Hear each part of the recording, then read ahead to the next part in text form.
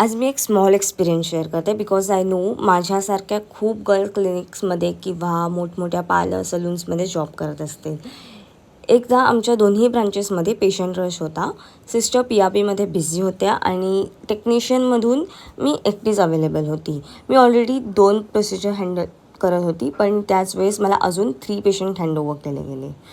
त्यात एका पेशंटचा प्लॅन फक्त लेझर टोनिंग होता. मी तिचा फेस क्लीन केला आणि तिला सांगितलं की डॉक्टर कन्सल्टेशन कंप्लीट करते आणि मग पुढची प्रोसिजर स्टार्ट होईल. मी दुसऱ्या पेशंटकडे जाताना ती बोलली मला वेट, मला ना पील अप्लाय करून जा. मग मी स्किन ॲनालिसिस केलं, डॉक्टरला कन्फर्मसुद्धा केलं आणि skin according customize peel apply केलं. नंतर मी जॉबवर सगळं ट्रीटमेंट मेन्शन केलं की मी काय काय यूज केलं ह्याच्यासाठी प्रोसिजरसाठी. पण एक इम्पॉर्टंट मिस्टेक झाली, मी पेशंटचं ओरिजिनल ट्रीटमेंट प्लॅन व्हेरीफायच केला नाही.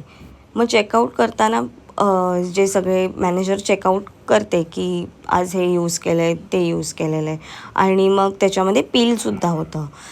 तर ती असं म्हणाली की टेक्निशियननी स्वतः केमिकल पील लावलं, मला कोणी काही सांगितलंच नाही आणि तिने पीलचे चार्जेस देण्यास रिफ्यूज केलं.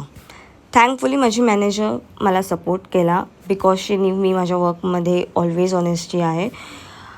पण ऑनेस्टली मी खूप रडली बिकॉज ही माझ्या करिअरमधली फर्स्ट मिस्टेक होती.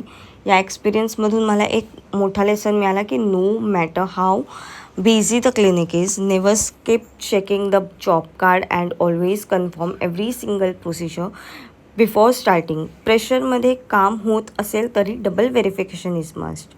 If you are a skin technician or working in clinic, parlor or saloon, wherever, I hope you learn from my mistake instead of making the same one.